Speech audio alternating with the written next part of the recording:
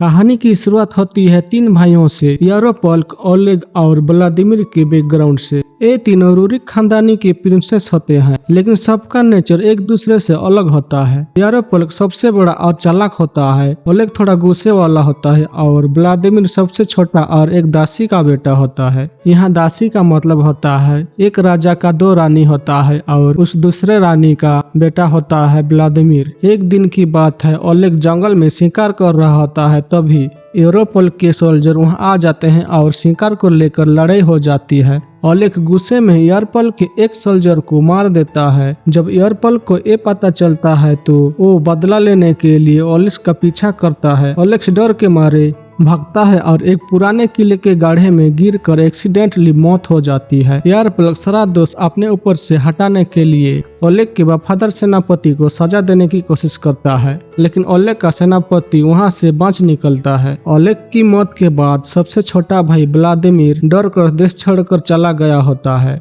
Oleg का सेनापति उसको ढूंढते हुए विकिंग के इलाके में पहुंच जाता है। सेनापति व्लादिमीर को समझाता है कि कानून के हिसाब से उसे अपने भाई ओलेग की मौत का बदला यारोपोल्क से लेना ही पड़ेगा। व्लादिमीर शुरू में लड़े नहीं चाहता था, लेकिन अपनी इज्जत और जान बचाने के लिए वो तैयार हो जाता है। वो विकिंग के साथ अलायंस बनाता है और उनके डेंजरस वॉरियर को लेकर एक बड़ी आर्मी तैयार करता है। अब व्लादिमीर का अगला टारगेट होता है प्लोक्टोक शहर, क्योंकि वहाँ का राजा का सपोर्ट पाना उसके लिए बहुत जरूरी था। व्लादिमीर प्लोक्टोक के राजा राघवलोड के पास अपना रिश्ता भेजता है और उनकी बेटी रोंगनाड़ा से शादी का प्रपोजल रखता है, लेकिन रोंगनाड़ा उसे दासी का बेटा बोलकर उसका बेइज्जती कर देता है और शादी से मना कर देती है। इस बेइज्जती का बदला लेने के लिए व्लादिमीर अपनी बैकिंग आर्मी के साथ प्लोक्टोक पर अटैक कर देता है। बड़ी घातक लड़ाई के बाद व्लादिमीर प्लोक्टोक किले पर कब्जा कर लेता है और वो राजा राघवलोड को मार देता है और रोंगनाड़ा से जबरदस्ती शादी कर लेता है। इसी तरह प्लोक्टोक की पूरी आर्मी अब व्लादिमीर के साथ हो जाती है और वो अपने बड़े भाई यारोपोल्क पर अटैक करने के लिए फुली तैयार हो जाता है। व्लादिमीर अपनी बड़ी आर्मी के साथ कीव शहर की तरफ बढ़ता है।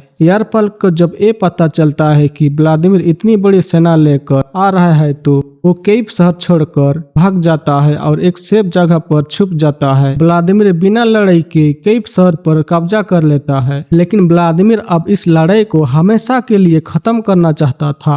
व्लादिमीर यारोपोल्क को शांति की बात करने के लिए शांति समझौता के बहाने बुलाता है और जब यारोपोल्क भरोसा करके मीटिंग के लिए आता है तो व्लादिमीर के सोल्जर उस पर सडनली अटैक कर देते हैं और यारोपोल्क को मार देते हैं। यारोपोल्क के मरने के बाद व्लादिमीर अब पूरे किंगडम का एकमात्र अकेला राजा बन जाता है।